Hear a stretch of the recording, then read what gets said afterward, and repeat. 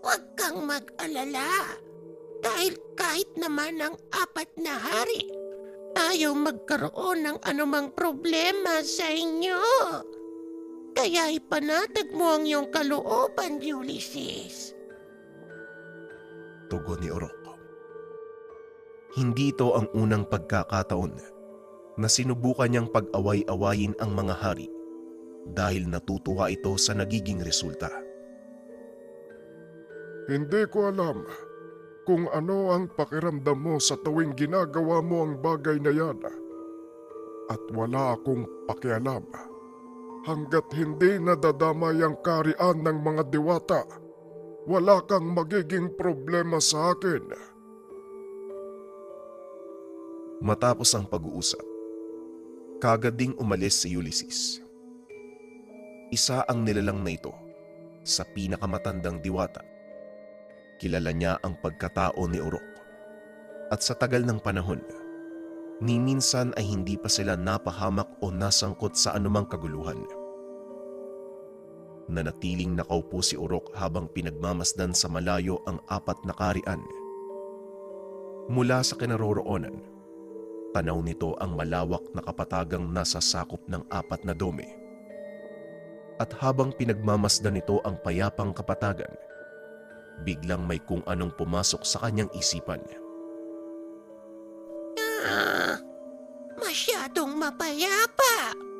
Nakakaburyong. Makagawa nga ng kaunting pagkakabalaan. Wika ni Orok. Nagtungo siya sa mabatong kabundukan na sakop ng mga sentor.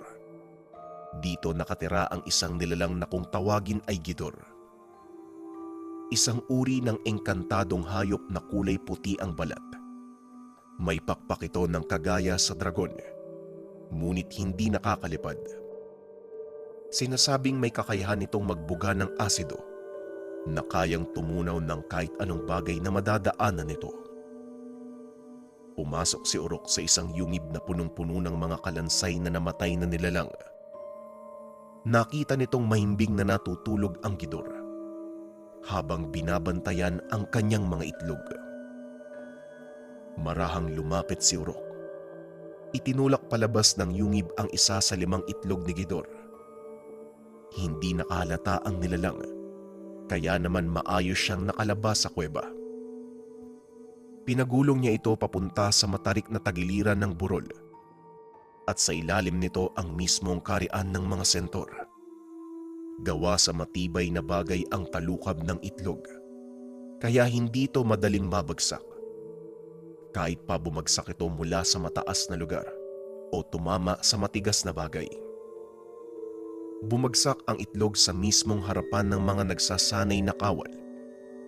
Laking gulat ng mga ito nang mapagtanto na ang bagay na yun ay ang itlog ng Gidor. Nataranta ang lahat dahil kinakatakutan ang nilalang na ito. Nakaabot sa kaalaman ni Haring Sentor ang nangyari, maging ito ay natakot. Nang makita ni Orok na natataranta ang mga sentor, dali-dali siyang pumunta sa Gidor at ginising ito. Gidor! Gidor! Kumising ka! Isa sa mga itlog mo, kinuha ng mga sentor! Biglang tumayo ang nilalang at binilang ang itlog. Nang mapagtantong kulang na ito, nagpakawala ito ng malakas na sigaw. Umabot ang boses nito sa kaharian ng mga sentor, dahilan para matigilan silang lahat. Dali-daling tumakbo ang Gidor palabas ng yungib. Walang pagdadalawang isip na pinuntahan ng kaharian ng mga sentor. Hindi na nito namalayan na nakasampa sa likuran si Orok. Habang tumatakbo ang Gidor, wala naman itong tigil sa pagtawa. Ganyan nga, Gidor. Magmadali ka bago nila gawing tortang itlog ang anak mo. Pagkarating sa kaharian ng mga sentor, kanya-kanyang pulasan ang mga ito. Marami ang nawasak at may iilan ding namatay. Hindi naman nakagawa ng kahit anong hakbang si Haring Sentor dahil sa takot na baka tuluyang maubos ang kanyang mga kalahi. Nakatago si Urok sa likod ng malalaking tipak ng bato habang pinagmamasdang maigi ang takot ng dakilang hari ng mga sentor.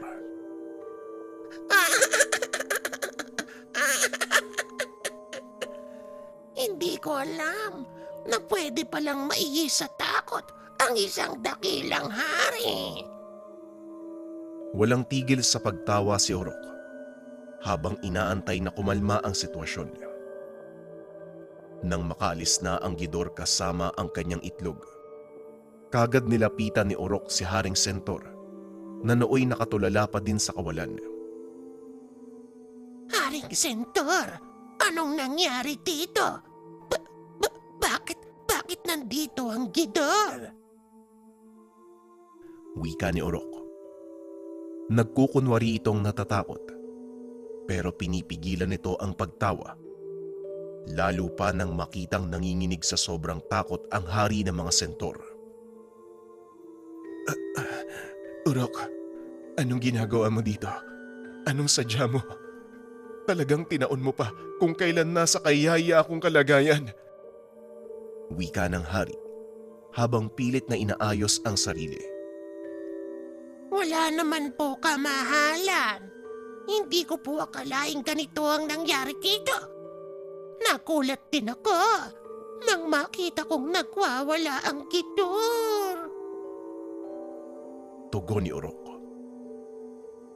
Sino ang may kagagawan nito?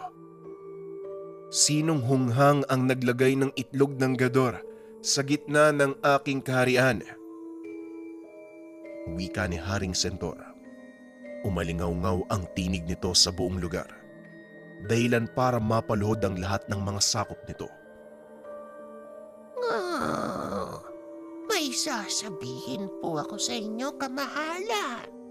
Pero sana maghulustili kayo. Nakita ko ang isa sa mga sundalo ni Haring Balaw na pumunta sa yungib ng gidor.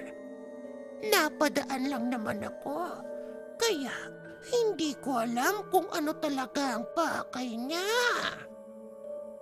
Wika ni Urok. Nakatalikod ito sa hari, kaya hindi nakita ng sentor. Nakangiti ito ng nakakaloko. Walang iya talaga ang mga balaw na yan. Humanda siya sa akin. Pagbabayaran niya ng mahal ang ginawa niya.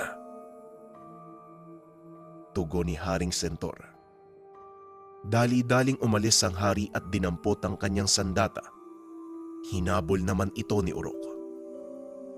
Sandali lang, kamahalan. Maghulustili kayo. Hindi po ako sigurado kung ang mga balaw nga ang may gawa nito.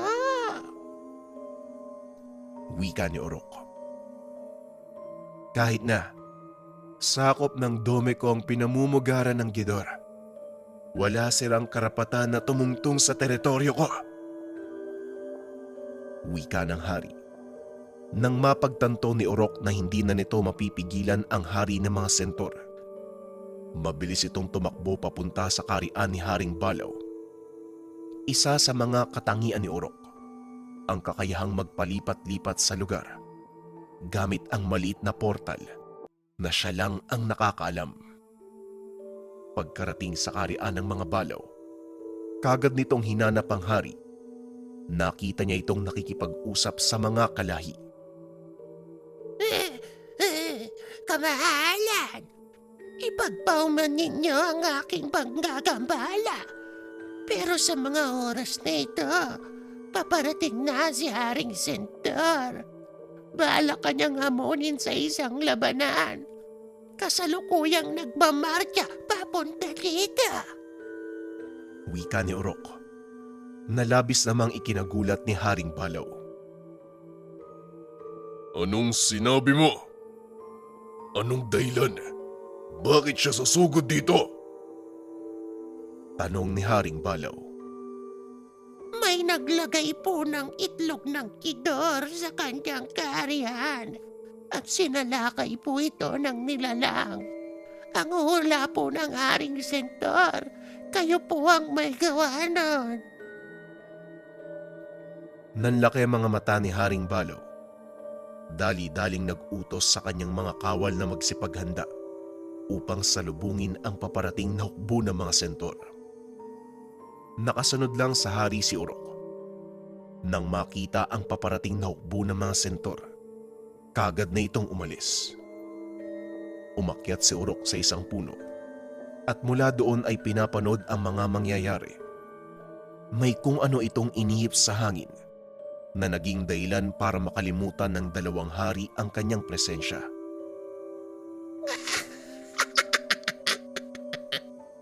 Tignan natin kung sino ang mananalo. Siguradong masaya to. Wika ni Urok. Ilang sandali pa ay tuluyang naglapit ang dalawang panig. Pumagitna ang dalawang hari upang mag-usap. Halata ang galit kay Haring Sentor. Samantalang si Haring Balaw naman ay nanatiling kalmado. Ang lakas ng loob mong pumasok sa teritoryo ko, Balaw.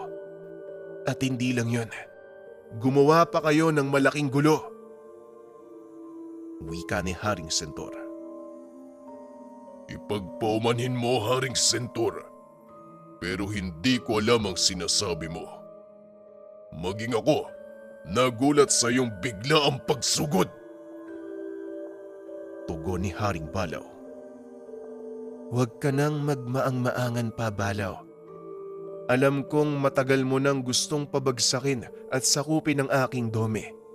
Kaya ginamit mo ang gidor upang wasakin ang aking kaharian. Napailing si Haring Balaw sa sinabi nito.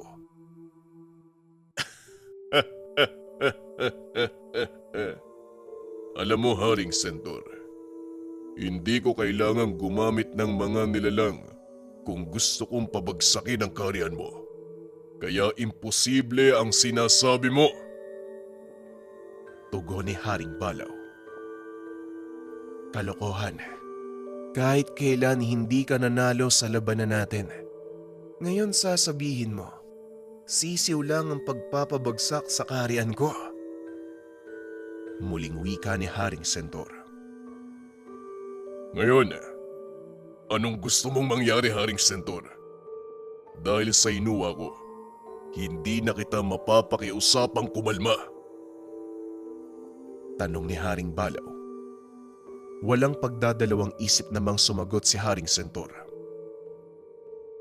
Digmaan, Haring Balaw, para magkaalaman kung sino ang luluhod sa ating dalawa. Tuwang-tuwa si Urok nang marinig ang naging sagot ni Haring Sentor. Halos mahulog ito sa sanga ng puno habang tumatawa. Muli nitong idinako ang tingin sa dalawang hukbo upang marinig ang sasabihin ni Haring Balaw. Talaga bang ito ang gusto mong maganap, Sentor? Hindi ko akalaing hahantong sa ganito ang maliit na hindi pagkakaunawaan. Tila kinalimutan mo na ang naging samahan natin nung mga panahong nandito pa si Apo Remus. Wika ni Haring Balaw. Kayo ang nagsimula ng gulo, Balaw. At dahil doon, napakarami sa aking kalahi ang napahamak. At kung ito lang ang paraan upang mapatunayan sa lahat na kaming mga sentor ang pinakamalakas na nilalang sa 4 na dome, hindi ako magdadalawang isip na makipagdigmaan sa inyong mga Balaw. Tugon ni Haring Sentor. Napailing na lang ang Haring Balaw. Kung ganon, may 10 araw ka para maganda. Pagkatapos nun, magkita tayo sa digmaan. Muling wika ni Haring Balaw. Hahanapin kita, Balaw. Matapos ang usapang iyon, dali-dali namang umalis si Urok. Tuwang-tuwa ito sa naging resulta ng kanyang panunulsol. Habang pasipol-sipol na naglalakad, napansin nitong may kung sinong nakasunod sa kanya. Marahan itong lumingon, pero wala siyang nakita. Kung sino ka man, magpakita ka na bago mo pa pagsisihan ang pagsunod mo sa akin. Wika ni Urok. Walang lumabas. Nanatili itong nakatago sa malaking bato. Alam kong nandyan ka. Huwag kang mag-alala. Hindi kita sasaktan. Lumabas ka dyan sa pinagtataguan mo. Biglang lumantad ang isang nilalang. Nakahinga ng maluwag si Urok nang makitang si Ulysses ang taong iyon. Sa pagkakataong ito, mukhang magkakaroon ng digmaan dahil sa kalokohan mo, Urok. Wika ni Ulysses. Tama ka. Dito natin malalaman kung sino talaga ang malakas sa pagitan ng mga palaw at sentor.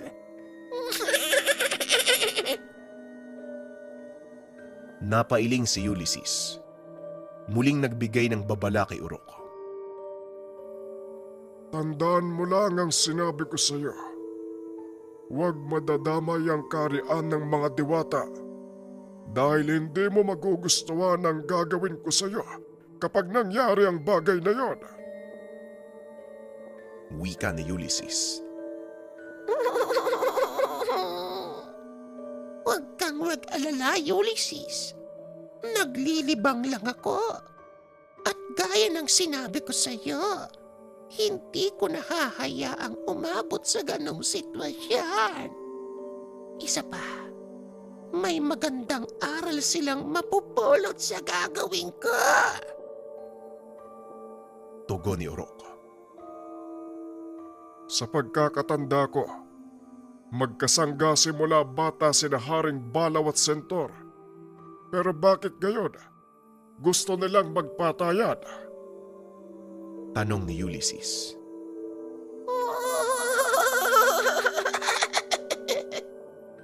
Wala na akong pakialam. Mas maaaliw akong makita silang naglalaban-laban.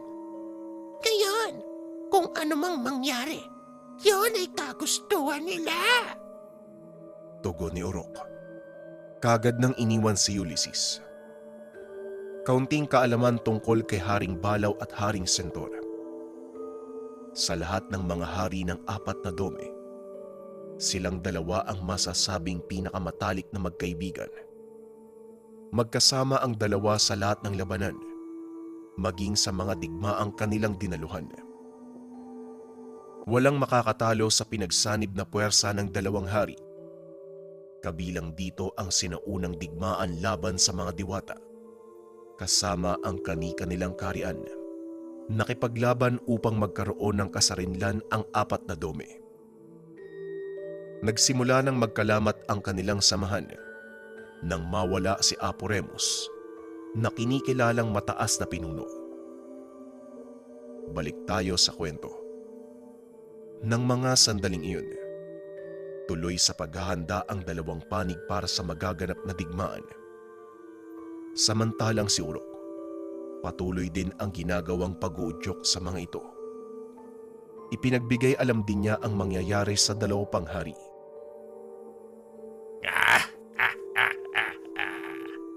Totoo ba ang mga sinasabi mo, Urok? Kung sakali, magiging pabor para sa akin ang mangyayari. 2 na lang ang magiging karibal ko sa pamumuno. Wika ni Haring Bungisngis. Tama po kayo, kamahalan. Maaring mabawasan ng isa ang kalaban mo. Pero, maaari ding walang mamatay sa kanila. O hindi kaya naman, 2 silang masawi sa laban. Kung ako sa'yo, sisiguraduhin ko na ang tagumpay. Tugon ni Urok. Nakaisip naman ito ng paraan para lalong palalain ang sitwasyon. Kung ikaw ang tatanungin, ano ang pwede kong gawin para masigurado ang tagumpay, Urok? Sino ang papatayin ko? Si Haring Balaw o si Haring Sintor? Tanong ni Bungis-ngis. Ano ka ba naman, kamahalan? Hayaan mo silang gawin ang gusto nila. Magpatayan sila kung magpapatayan sila. Sa ayaw at sa gusto mo, isa din sa kanila ang mawawala. Bakit hindi si Haring Tikbalang ang paglaanan mo ng pansin? Wika ni Urok. Tumawa ng malakas si Haring Bungis-ngis. Magandang ideya para sa kanya ang sinabi ng munting nilalang. Oo nga naman. Bakit hindi ko nga naman paglaanan ng pansin ang dati kong kaibigan? Tugon ni Haring Bungis-ngis. Matapos ay kagad na itong naganda upang maglakbay papunta sa teritoryo ng mga tikbalang. Mabilis na ring umalis si Urok upang isagawa naman ang susunod niyang plano. Naunang dumating si Urok sa kaharian ng mga tikbalang na nooy naghahanda na din sa pakikipaglaban. Dali-dali nitong hinabol ang Haring Tikbalang upang tanungin. Mawalang galang na po, kamahalan. Maaari ko bang malaman kung saan ang punta niya?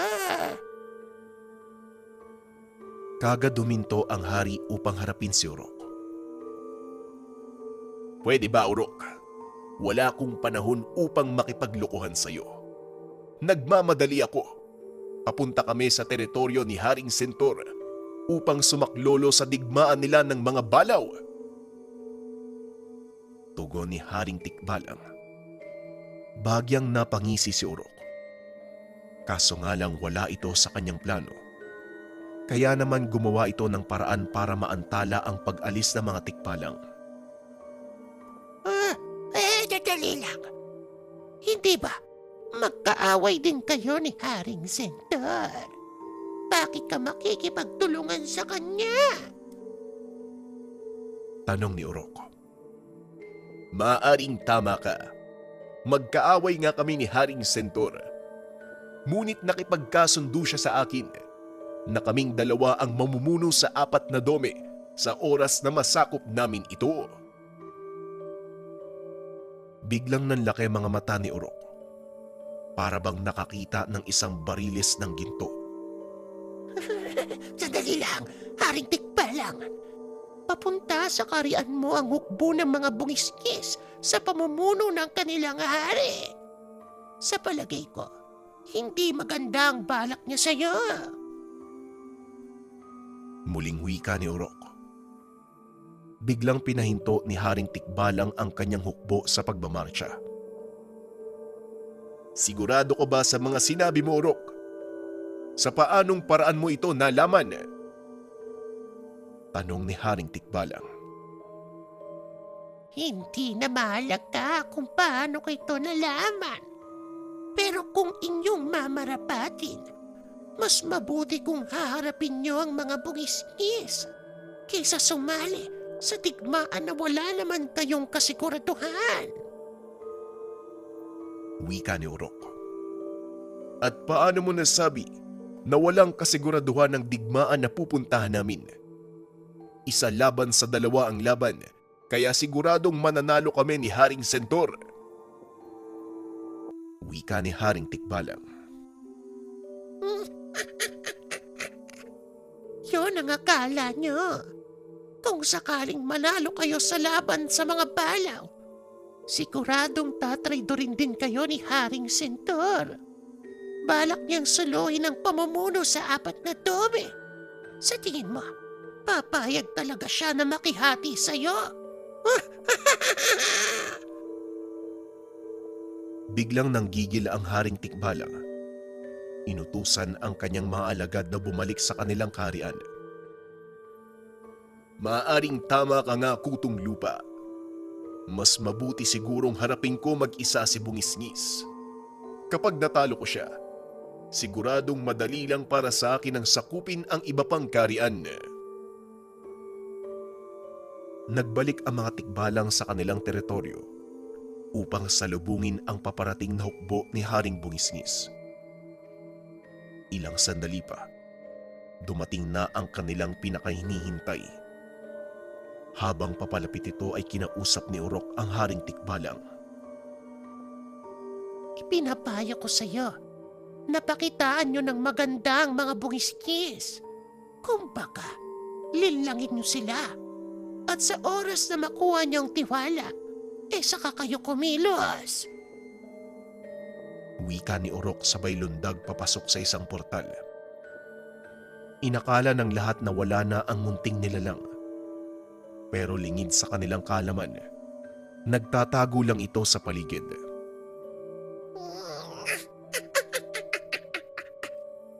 Tignan natin kung anong mangyayari sa inyo. Ewan ko lang kung hindi kayo mag-agawan sa palikuran dahil sa gagawin ko. Walang kaalam-alam ang dalawang panig na may inilagay na gamot si Urok sa kanilang inumin. Kapwa mahilig sa alak ang dalawang hari. Kaya naman siguradong hindi nila mapapansin ang inilagay ng munting nilalang. Sa pagkakataong iyon, magkarap na ang hari ng mga bungisngis at hari ng mga tikbalang. Kapwa nakangiti ang mga ito. Hindi ko matukoy kung totoo nga ba ang pinapakita mong ngiti sa akin, bungisngis. Dahil kahit galit ka, nakangisi ka pa din. Wika ng hari ng mga tikbalang. Huwag kang mag-alala, kaibigan. Hindi ako naparito kagaya ng iniisip mo. Gusto kitang alukin ng isang bagay. Yan ang pag-uusapan natin sa harapan ng mga tapayan ng alak na dala namin. Halika na. Yayain mo ang iyong sakop. Mag-inuman tayo. Wika ni Haring Bungisngis. May pasan-pasan itong kalabaw at ilang baka mula sa mundo ng mga tao bilang regalo sa hari ng mga bungisngis. Bagya naman itong nainsulto dahil sa ginawa ng hari ng mga bungisngis. Hindi ko alam kung ano ang totoo mong pakay, Haring Bungisngis. Naparito ka ba para insultuin ako? O sadyang mapuro lang ang memorya mo at nakalimutan mong hindi ako kumakain ng karne?